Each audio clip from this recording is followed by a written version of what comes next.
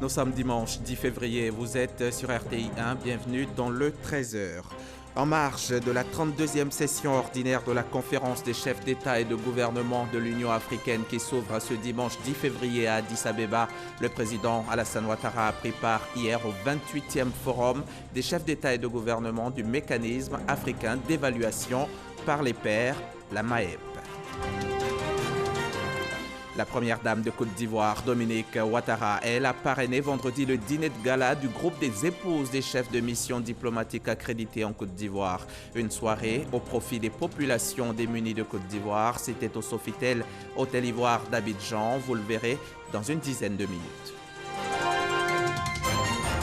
L'acte 13, samedi, de manifestation des Gilets jaunes a été marqué par une baisse de la mobilisation, selon les chiffres du ministère de l'Intérieur, à 51 400 manifestants en France, dont 4 000 à Paris, mais aussi par des incidents lors desquels un manifestant a eu 4 doigts arrachés.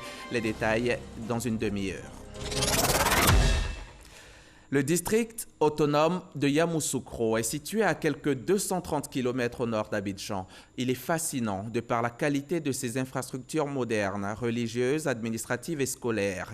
C'est une entité territoriale de type particulier, dotée de la personnalité morale et de l'autonomie financière. Le gouverneur du district autonome, Dr Augustin Thiam, est l'organe exécutif du district autonome. Depuis sa prise de fonction, ce sont de nombreux projets qui ont été totalement achevés pour le bien-être de ses administrés, en plus des actions sociales pour un montant total de plus de 4 milliards de francs CFA sur la base du budget du district. Quelles sont ces actions? Pour en parler, Augustin Thiam est avec nous sur ce plateau dans le cadre du magazine du dimanche. Bonjour, monsieur le gouverneur. Bienvenue sur notre plateau.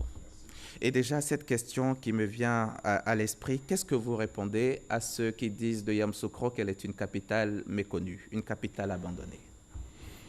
Je dis qu'ils sont mal informés, que Yamoussoukro n'est ni méconnu ni abandonné. J'espère avoir l'opportunité de m'en exprimer plus longuement. Et ce sera dans 30 minutes. Merci. À tout à l'heure, monsieur le gouverneur. On commence cette édition à Addis Abeba, en Éthiopie, où se tient le 32e sommet ordinaire de l'Union africaine. Hier, en marge du sommet, s'est tenu le 28e forum des chefs d'État et de gouvernement du MAEP, le mécanisme africain d'évaluation par les pairs. En présence du président Alassane Ouattara, le rapport d'évaluation de la Côte d'Ivoire a été examiné au cours de la réunion. Le reportage d'Awa Touré, notre envoyé spécial en Éthiopie. La promotion de la bonne gouvernance hissée au rang des priorités de l'Union africaine à travers le mécanisme africain d'évaluation par les pairs.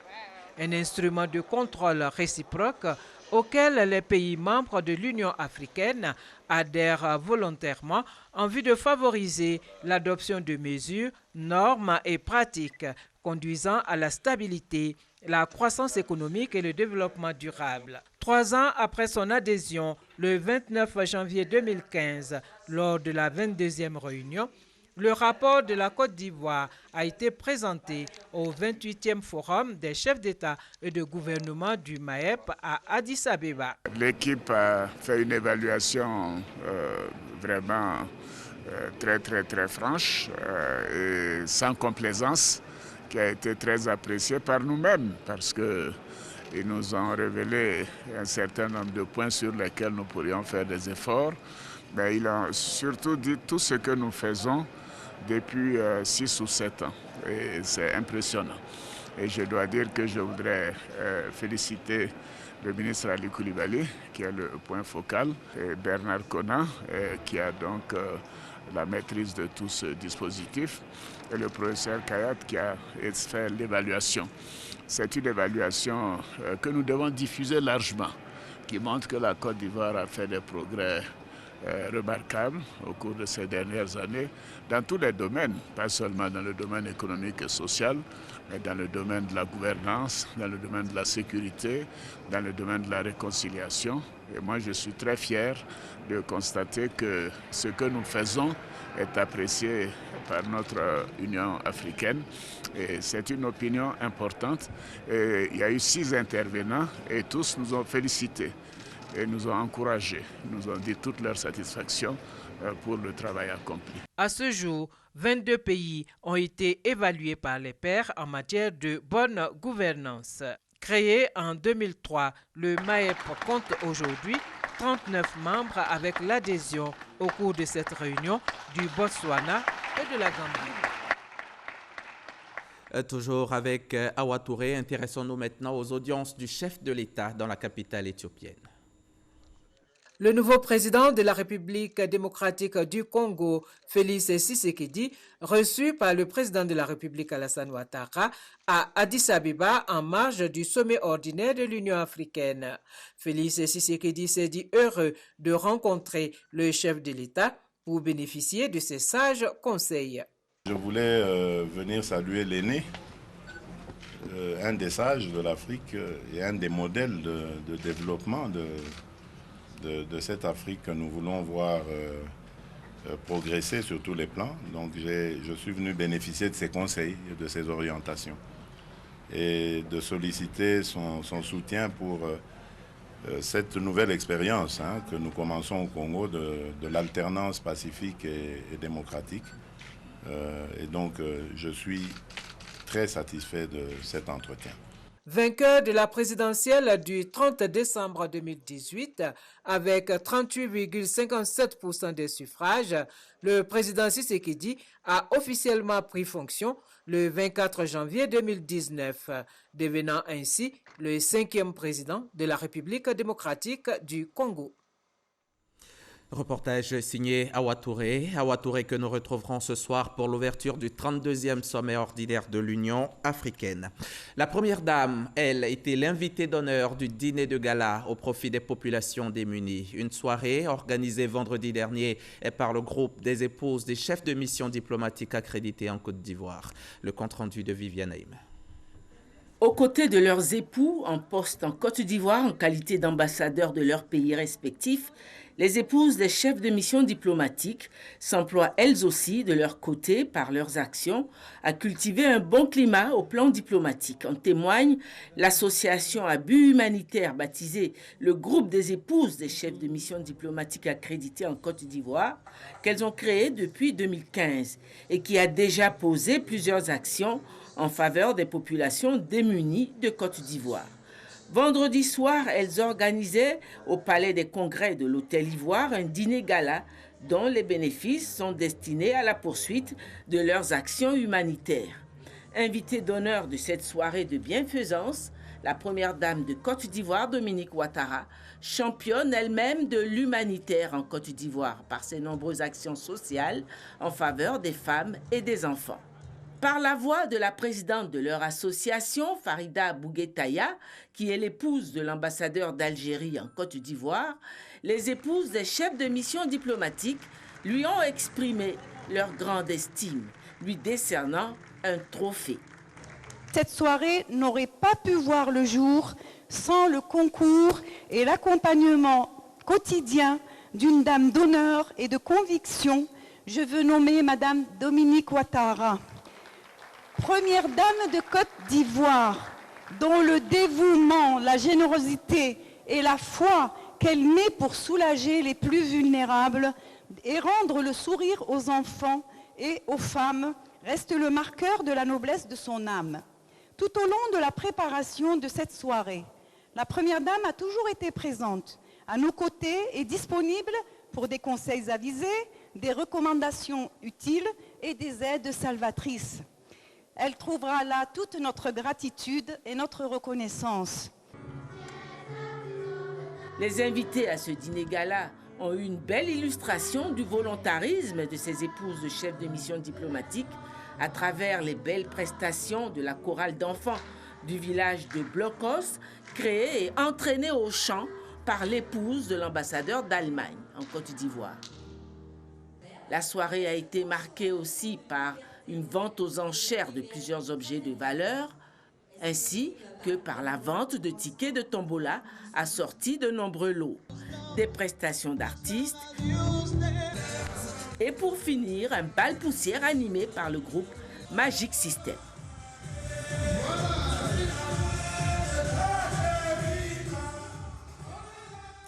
Je vous amène maintenant à Yamoussoukro où vient de se tenir le séminaire bilan 2018 et perspectives 2019 de la Direction générale du Trésor et de la comptabilité publique. L'on note de bonnes performances en 2018.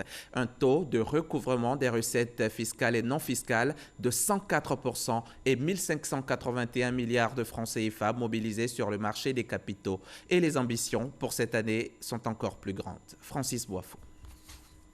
Tous les participants à cette rencontre de Yamoussoukro se sont engagés à hisser le trésor public sur le perron des meilleures administrations nationales et internationales. Ils ont formulé une quarantaine de recommandations dont on retiendra l'achèvement du processus d'opérationnalisation du compte unique du Trésor, la mise en place du mobile banking et de nouvelles stratégies de mobilisation de ressources. Pour tenir compte des exigences internationales en matière de gestion et la place qu'occupent désormais les technologies de l'information et de la communication TIC dans le tissu économique, la Direction générale du Trésor public a choisi comme thème pour l'année 2019 la digitalisation des services.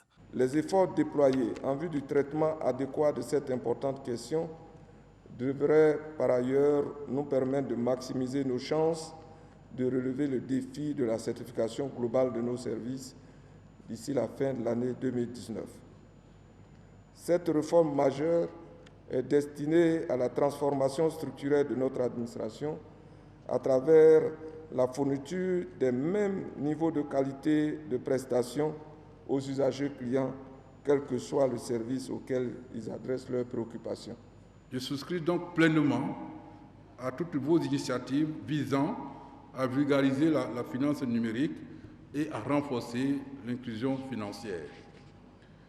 En outre, en orientant les actions de vos services vers l'optimisation des ressources financières, vous épousez incontestablement la vision du gouvernement qui est celle de mobiliser les ressources nécessaires. Cette année, le besoin global de financement des projets de l'État est estimé à 2 416,9 milliards de francs CFA, dont 1 429 milliards à rechercher sur les marchés des capitaux. Sur ces marchés, le Trésor a mobilisé en 2018 1 581,4 milliards de francs CFA sur un objectif de 1 115,1 milliards de nos francs, soit un excédent de 466,3 milliards de francs CFA. Savez-vous que 80% des produits sur le marché ivoirien sont frauduleux, soit plus de 4 000 milliards de francs CFA de marchandises? Ces chiffres nous sont donnés par le Comité national de lutte contre la fraude et la contrefaçon. Il faut lutter contre le phénomène et le ministère du Commerce, de l'Industrie et de la Promotion des PME s'y attelle, d'où le lancement du programme VOC, vérification de la conformité aux normes des marchandises avant embarcation à destination de la Côte d'Ivoire. Les explications de Cheikh Koné. Après plusieurs mois de suspension, le programme de vérification de la conformité VOC sera réactivé le 15 février prochain, avec pour objectif de protéger les intérêts des importateurs, des consommateurs, des industriels et de l'environnement. Quand on sait qu'en Côte d'Ivoire, selon le Comité national de lutte contre la contrefaçon, près de 4 000 milliards de valeur de marchandises frauduleuses se retrouvent chaque année sur le marché local. Le gouvernement nous a mandaté de mettre en place ce programme de vérification de la conformité qui en fait est un programme qui se déroule à l'extérieur au niveau du fournisseur. Et ce programme, à l'issue du contrôle technique qui est opéré par les 4 opérateurs que sont SGS, Cotecna, Intertech et Bivac, à l'issue de ce contrôle-là, lorsque le produit est conforme, un certificat de conformité est délivré sur place à l'importateur, au fournisseur. Et l'importateur peut rentrer également en possession de ces certificats de façon électronique au niveau de la plateforme de guichet unique du commerce extérieur. La relance du programme VOC débute par une phase pilote de 3 mois allant du 15 février au 15 mai 2019. Plusieurs nouvelles mesures additionnelles d'allègement ont été introduites pour le redémarrage du programme. Il s'agit de l'allègement des exigences documentaires, la réduction du coût du contrôle qui passe de 250 000 à 170 000 francs CFA, ainsi que la révision de la liste des produits soumis, qui passe de 3 811 à 2 861 lignes de produits. Nous avons des structures de contrôle du marché, de surveillance du marché national, mais ces structures-là sont submergées parce que nos frontières sont poreuses de toute forme de produits en termes de qualité. Donc, avec la mise en place de ce programme le 15 février prochain, cela va nous permettre de mieux juguler les entrées parce que le contrôle s'est fait à l'extérieur. Donc, lorsque votre produit n'est pas conforme, ce produit-là, déjà, il n'est pas embarqué à destination de la Côte d'Ivoire. Une étude conjointe de la Banque africaine de développement, BAD, et de la CNUSED fait état de 26 000 milliards de francs CFA de perte de recettes fiscales chaque année du fait du commerce illicite en Afrique de l'Ouest. Un autre rapport de la Global Financial Integrity, rendu public le 28 janvier dernier, révèle que les pays d'Afrique subsaharienne ont perdu chaque jour l'équivalent de 11 milliards 500 millions de francs CFA de recettes fiscales. C'était un reportage de Cheikh Koné Aboubakar. Venons-en maintenant à cette formation initiée par l'ANADER, l'Agence nationale d'appui au développement rural et ses partenaires. Les stagiaires, ce sont 200 jeunes personnes qui ont pour point commun l'immigration illégale. Certains pour avoir tenté d'émigrer sans y parvenir, des anciens migrants et des potentiels migrants. Ils ont été formés entre autres aux spécialités d'élevage et à la production de légumes. Comment freiner le phénomène de l'immigration clandestine? Les autorités ivoiriennes s'impliquent. Aujourd'hui, plusieurs jeunes sont orientés dans divers domaines d'activité. Cette frange de la jeunesse entend profiter des opportunités offertes. Moi, en tout cas, je veux rester en Côte d'Ivoire pour me chercher. Ma grande soeur a un restaurant, je l'aide à travailler. Peut-être un jour, je peux avoir pour moi me débrouiller en Côte d'Ivoire ici. Je ne veux pas aller là-bas parce que chaque fois, moi, sur les réseaux sociaux, la télé, les gens meurent trop. Donc moi, je veux rester en Côte d'Ivoire. Cependant, certains sont toujours sceptiques. Pour eux, le bonheur se trouve forcément dans d'autres pays. Je suis tentée par l'aventure. J'aimerais aller aux États-Unis. Là-bas, au moins, tu peux travailler rapidement pour pouvoir aider ta famille. La sensibilisation et les actions d'insertion doivent se poursuivre afin de décourager la jeunesse à l'immigration clandestine. C'est dans ce contexte que l'Agence nationale d'appui au développement durable, ANADER, mène des actions. C'est des Ivoiriens qui sont à la recherche, j'allais dire, d'une activité économique qui va leur procurer une existence pour demain. C'est pour cela qu'ils vont à l'aventure, d'après eux, pour se réaliser, pour chercher leur bien-être, pour avoir plus d'argent. Si ici en Côte d'Ivoire, on peut les orienter, les coacher pour qu'ils embrassent une activité qui demain peut leur permettre de s'installer et d'être des opérateurs économiques à part entière, pourquoi pas? Voici 200 jeunes migrants de retour et potentiels migrants. Ils reçoivent leur diplôme. Nous sommes arrivés en Côte d'Ivoire. On a eu l'occasion par OIM qui nous a fait venir, nous a confié à la société ANADER de pouvoir nous former pour des projets. On a pris le projet d'Atchéké, transformation de manioc. J'étais en Algérie, dans un premier temps, d'Algérie, cherchais à rentrer en Italie. C'est ce qui m'a amené à traverser l'eau. Et puis ils m'ont pris sur l'eau de l'eau, ils m'ont envoyé en prison. Il fait au moins un moment dans la prison de Libye. De là, bon, Dieu a ouvert une porte. Ils m'ont donné la formation de pondeuse, apprendre à mettre une ferme en place. L'élevage de pondeuses, la cuniculture, la production de légumes, la transformation de l'attiqué sont entre autres les formations reçues par les apprenants. Très bientôt, ils seront dans la vie active. Éric Goré a signé ce reportage. Le chef d'état-major de la Marine nationale a entamé une tournée dans toutes les directions générales des administrations pénitentiaires de la Marine nationale. Cette tournée de 4 jours a pour objet de redynamiser les plateformes de coopération nationale dans la lutte contre l'insécurité et dans les eaux sous juridiction nationale. D'autres détails avec Abou Sanogo. C'est sa première sortie après sa prise de commandement. Le chef d'état-major de la Marine nationale, le contre-amiral Nguessan Kwame Célestin, a entrepris une visite aux partenaires de la Marine nationale. Il s'agit pour lui de redynamiser les plateformes de coopération nationale dans la lutte contre les actes malveillants dans les eaux sous juridiction nationale et mieux sécuriser l'économie ivoirienne. Une visite qui a d'abord débuté au port sécurité, ensuite au port autonome d'Abidjan, à la direction des affaires maritimes et enfin au secrétariat permanent du comité interministériel chargé de l'action de l'État en mer. Le contre-amiral Nguessan Kwame Célestin a signifié qu'il est impérieux de mettre à profit ces rencontres avec les partenaires pour lancer des bases de réflexion et de collaboration de nature à améliorer le cadre de coopération pour une sécurité plus efficiente des plans d'eau ivoirienne.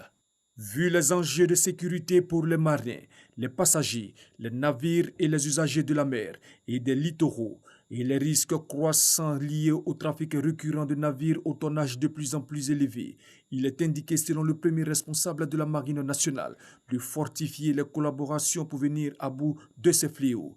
Entouré des capitaines de vaisseaux, le chef d'état-major de la Marine nationale a désormais redistribué les cartes, à savoir charger exclusivement les commandos de toutes les manœuvres de sécurisation, avec à la manette le chef des opérations de la Marine nationale. Depuis 3 semaines, l'école est fermée en Côte d'Ivoire. Des enseignants sont en grève sur l'ensemble du territoire national. Il est temps de rouvrir les classes et ce sera fait demain lundi. Et c'est en tout cas la promesse faite par Kandia Camara, la ministre de l'Éducation nationale. Cette promesse, elle l'a faite à Agboville à l'occasion de la 8e édition du Festival des arts et de la culture en milieu scolaire. C'était au micro de Ouattara Amadou Walter.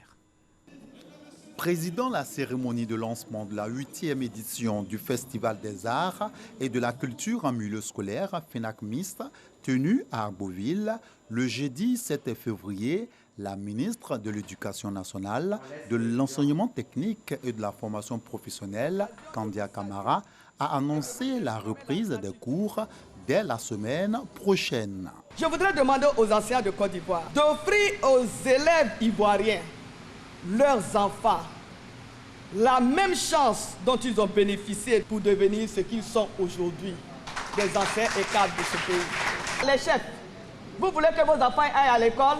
Oui. Les nombreux parents ici présents, souhaitez-vous que vos enfants aillent à l'école? Oui. Chers élèves ici nombreux, voulez-vous aller à l'école? Oui. Dès la semaine prochaine, l'école va fonctionner. L'école va fonctionner. Invité à cet événement culturel, le ministre de la Culture et de la Francophonie, Maurice Kwaku Bandama, fils de la région de la Niébitiassa, a estimé que la présente grève a des élans politiques. Il exhorte les enseignants à ne pas sacrifier l'avenir des enfants. Jamais dans ce pays, on a autant reçu que sous Alassane Ouattara en matière d'information, en matière de satisfaction des doléances des fonctionnaires et en particulier des enseignants. Et il ne faut pas, en cet instant difficile, lier le destin de nos enfants à des revendications politiques inavouées. Nous souhaitons que nos chefs religieux, nos chefs traditionnels, par leur prière, vont toucher le cœur de nos enseignants afin que cette grève soit levée immédiatement, ici et maintenant, afin qu'on reprenne le chemin de l'école pour le bien de nos enfants, pour le bien de la Côte d'Ivoire. Les établissements scolaires et secondaires publics du pays sont fermés. Des enseignants sont en grève en dépit de la trêve sociale. Et puis cet incendie qui s'est déclaré à San Pedro dans la nuit de vendredi à samedi, l'on enregistre un mort et des dégâts matériels considérables. Le drame s'est produit dans le quartier Victor Ballet de la ville portuaire. Les causes ne sont pas encore connues. Une enquête est ouverte. C'est ce que nous dit Sam Conan, notre correspondant sur place. Son reportage dans nos prochains journaux. Allons-y maintenant au pays de la Teranga. On va faire du tourisme. Vous allez découvrir le monument de la Renaissance africaine. Un groupe monumental de 52 mètres en bronze et cuivre sur l'une des 2 collines volcaniques coniques qui surplombent la capitale sénégalaise, les Mamelles. Inauguré en 2010 lors des cérémonies du 50e de l'indépendance du Sénégal. L'ouvrage accueille jusqu'à 250 visiteurs par jour qui en repartent toujours émerveillé par la beauté et la singularité des lieux. Et même notre reporter Adama Kone a été séduit. Le Thieboudienne, le Mbalax, la lutte traditionnelle. Une trilogie qui s'apparente à une identité remarquable d'un même espace territorial, le Sénégal. À cela s'ajoute une réalité historique, l'île de Gorée. Aujourd'hui, le Sénégal, c'est aussi la statue de la Renaissance africaine. Haut de ses 52 mètres, cette curiosité touristique impose un détour à tout visiteur de la capitale sénégalaise. Dakar. Justement, sur les 198 marches qui séparent le sol du plateau du monument, nous rencontrons le couple Wele. On est venu pour visiter les statues de la Renaissance africaine parce que c'est une fierté pour l'Afrique. C'est une fierté pour le continent africain. Donc en plus, ma femme, elle voulait depuis très longtemps visiter depuis qu'on est mariés, parce qu'on est mariés, ça fait 2 ans. Inauguré en avril 2010, le monument de la Renaissance africaine, construit en cuivre et en bronze dans le quartier de Ouakam, montre une famille africaine. Un homme tenant son épouse à la taille et son fils au biceps. Pour l'interprétation, c'est une Afrique sortant des entrailles de la terre, quittant l'obscurantisme pour la lumière. Nous rendons grâce à Dieu pour ce monument et ça montre que l'Afrique est capable, de faire de grandes choses. Donc ça a été fait par les Africains et pour montrer que l'Afrique peut aller de l'avant. Il faut dire que le tourisme en Afrique n'est pas très développé. Donc je fais partie de ces personnes qui pensent qu'on peut commencer par nous-mêmes. Donc j'ai quitté le Gabon pour visiter Dakar et arriver à Dakar, sont arrivés ici, c'est comme si on n'avait pas fait de voyage. Donc c'est plus pour marquer mon top à Dakar. Ce vendredi, l'on compte des Ivoiriens parmi les 250 visiteurs journaliers qu'enregistre le site touristique. Ça parle un peu de toutes les souffrances que le peuple africain a connues et ça nous permet d'aller vers la liberté tant recherchée par le peuple africain. Et donc on a visité l'intérieur, on a visité les ouvrages d'art et tout était magnifique. On a découvert beaucoup de cultures et le seul bémol, c'est qu'on n'a pas vu les œuvres ivoiriennes. Donc on a vu juste une photo du président Houphouët-Boigny. Ce matin, je suis passé visiter la place de la Renaissance et j'ai vu que c'est un très bon monument et une très bonne place pour l'Afrique et surtout l'Afrique de l'Ouest. Le complexe du monument comprend entre autres un théâtre de verdure pour spectacle, un restaurant et un musée. 1000 francs CFA sont nécessaires pour une visite simple et 3000 francs CFA pour ceux qui souhaitent aller au sommet des 52 mètres pour une vue panoramique de Dakar. Seulement, les caméras sont interdites à l'entrée du musée. Notre couple mauritanien sort tout juste de la visite du monument. C'est vraiment impressionnant, même en voyant ça de l'extérieur, c'est très joli. C'est très joli, donc franchement on est impressionné. Donc toute la journée on va passer ça ici. Ok, merci. Merci beaucoup. Thank you. Ne vous arrêtez pas juste à la statuette, visitez le musée, il est très beau, il est très riche. Je suis allée jusqu'au chapeau de l'homme, comme on dit, donc avec un ascenseur, c'est magnifique. Je suis entrée dans l'histoire de la Renaissance africaine.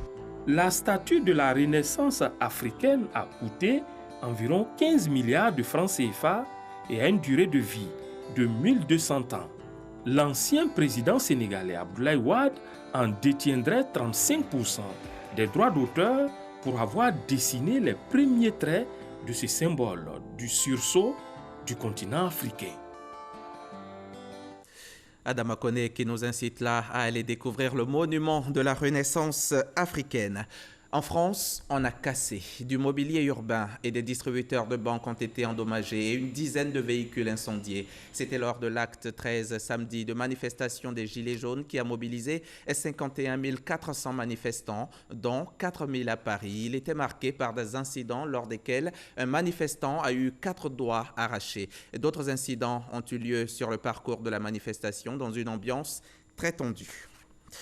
Après 5 mois de combat contre le groupe État islamique dans l'est de la Syrie, la force arabo-kurde soutenue par Washington a annoncé hier samedi avoir lancé son offensive finale contre l'ultime réduit djihadiste dans cette région située non loin de la frontière syro-irakienne. À l'apogée de sa puissance en 2015, le califat autoproclamé par l'État islamique couvrait la moitié de la Syrie et le tiers de l'Irak. Il était défendu par une armée de plus de 100 000 hommes, dont des milliers de djihadistes étrangers. Aujourd'hui, il ne contrôle plus qu'1% de ce vaste territoire.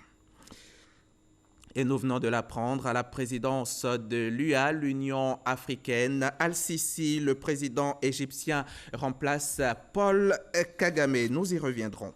C'est l'heure du magazine du dimanche. L'invité du jour, je vous le disais, c'est Augustin Thiam, le gouverneur du district de Yamoussoukro. L'invité est en plateau. Merci encore, monsieur le gouverneur, d'être venu. Ensemble, suivons ce reportage. Des soins ophtalmologiques et dentaires offerts gratuitement aux populations de Kofabo, village de la sous-préfecture d'Atiegouakourou. Une activité qui s'inscrit dans le cadre des journées médicales gratuites au profit des populations de la ville de Yamoussoukro et des villages environnants. L'initiative est de l'artiste chanteuse burundaise Kaganine en collaboration avec l'ONG See and Smile, une organisation belge basée à Monaco qui œuvre dans le domaine social. Ces séances de consultation et de soins visent à améliorer les conditions de santé des populations. Les patients qui ont été pris en charge sont au nombre de presque 450. Nous avons fait, je crois, 18 opérations de la cataracte, distribué des lunettes, donné des médicaments pour ceux qui nécessitent un traitement. Et puis aussi, nous avons une section où on soigne les dents. Il y en a qui ont besoin d'une opération. Il y a une autre partie de notre équipe qui est en train de faire des opérations gratuites aussi pour la population qui en a besoin. Les autorités locales, partenaires de cette action humanitaire, sont venus s'assurer du bon déroulement de l'activité et encourager l'initiative. Les bénéficiaires, eux, ont traduit leur gratitude aux bienfaiteurs. Merci aux initiateurs, tous ceux qui ont eu cette bonne idée-là, que le Seigneur les bénisse. Durant 15 jours, environ 2500 personnes recevront des soins gratuits dans le district autonome de Yamoussoukro et 600 paires de lunettes seront distribuées. Le gouverneur Augustin Thiam exhorte donc les populations à s'approprier ces journées de soins gratuits. Alors, monsieur le gouverneur, dites-nous un peu plus sur cette collaboration entre le district et l'ONG belge. Écoutez, comme votre petit élément l'a montré, on retient le nom du gouverneur, on retient le nom du district, mais je dois à la vérité de dire que ce n'est pas une initiative du gouverneur tout seul.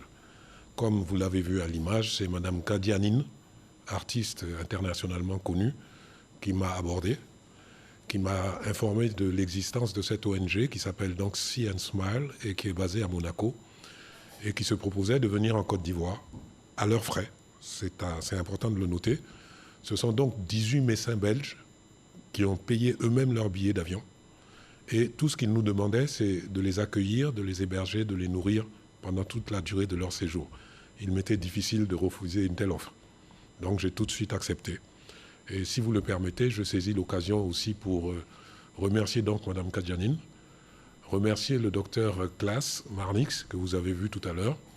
Je voudrais aussi remercier Monsieur le ministre Ibrahim Ouattara, qui, dès que je lui en ai parlé, a mis à la disposition des médecins belges 2 villas du patrimoine immobilier de la présidence à Yamoussoukro. Je voudrais remercier aussi le colonel-major Dapierre, le directeur général des douanes, parce que les médecins belges sont arrivés avec 48 valises de matériel médical. Et nous fallait une admission temporaire. Le colonel-major nous l'a donné aussitôt.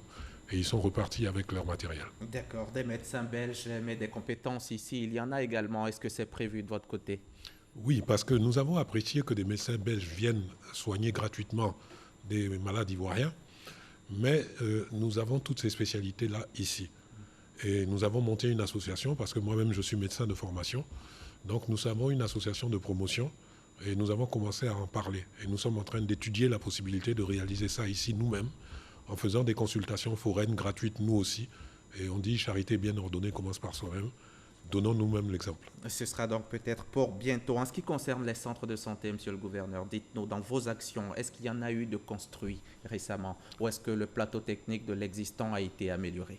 Il faut que je vous dise que bon, le district de Yamoussoukro fonctionne sur un programme triennal. Nous écrivons un programme de développement sur 3 ans et chaque année, nous déclinons une année de ce programme-là. Donc, depuis maintenant 8 ans que je suis là, pour ce qui est de la santé, nous avons construit 8 centres de santé intégrés qui sont surtout dans la sous-préfecture parce que le domaine de la commune n'est pas de la compétence du gouverneur.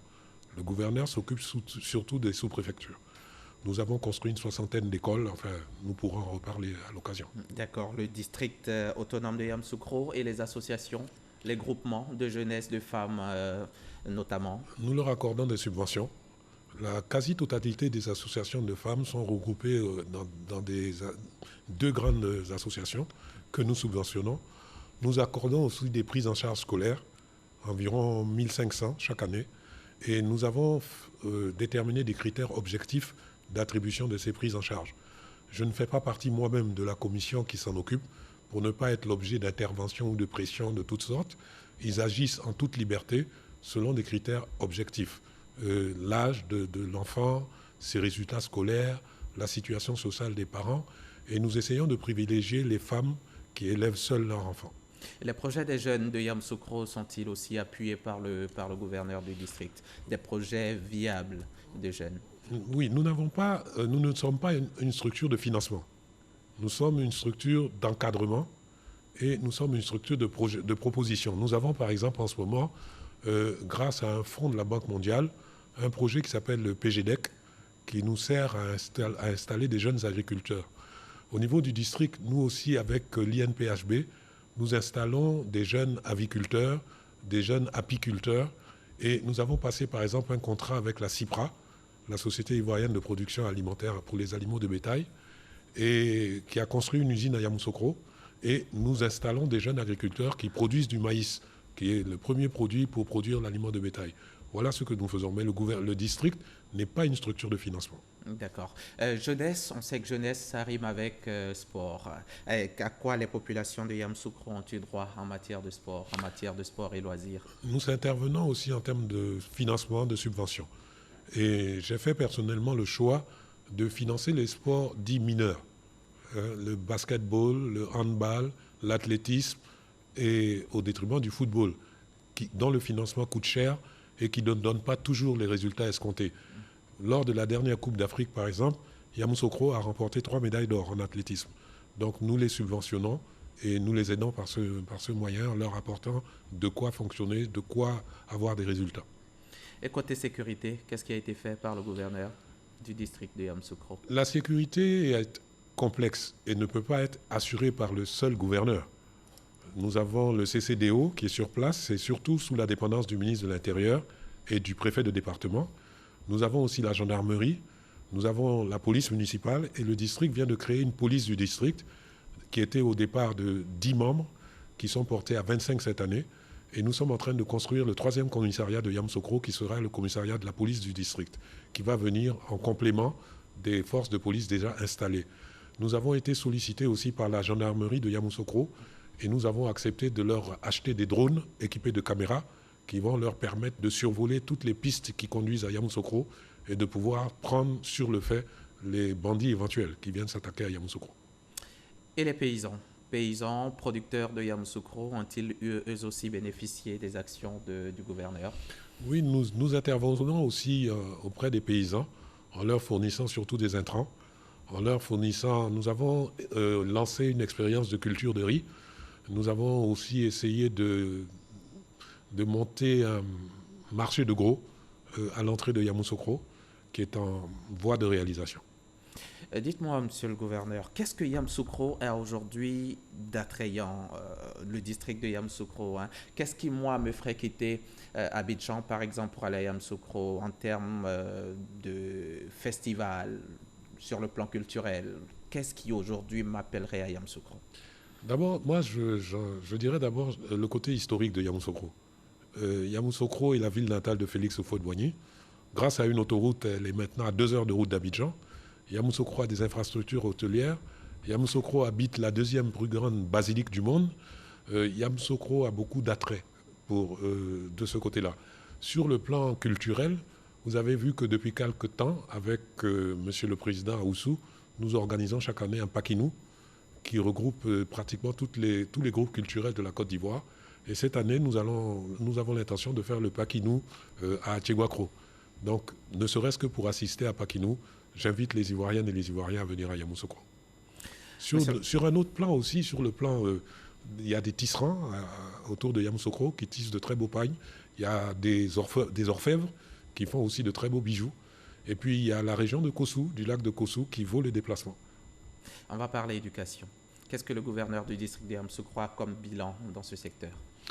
Nous avons construit depuis 8 ans une 60aine de classes.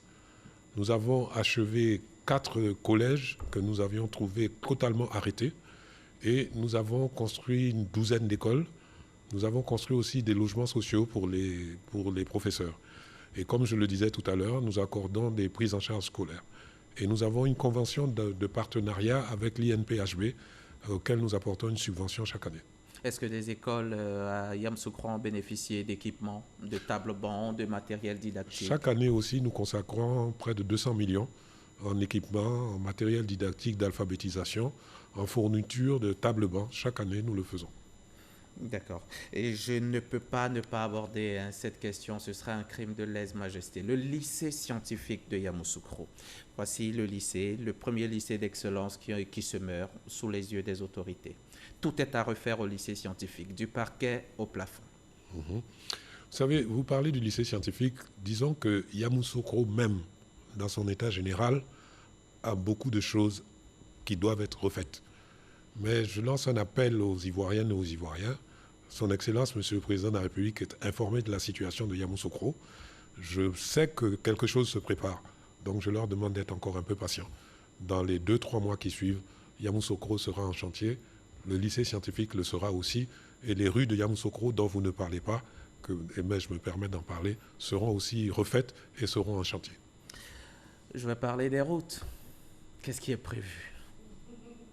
Les routes à Yamoussoukro sont dans un état de dégradation déplorable. Je viens de vous dire que quelque chose était prévu. J'estime que c'est au niveau gouvernemental et le ministre de tutelle de tout cela, c'est le ministre des Infrastructures. Je vous dis que quelque chose se prépare et des voies plus autorisées que moi viendront vous donner les détails. Nous sommes à l'étude technique, nous sommes en train d'identifier les rues qui vont être totalement rebitumées. Et nous allons donner un certain nombre de kilométrages à Yamoussoukro et un certain nombre de kilométrages à la deuxième commune du district qui est Atiegouakro.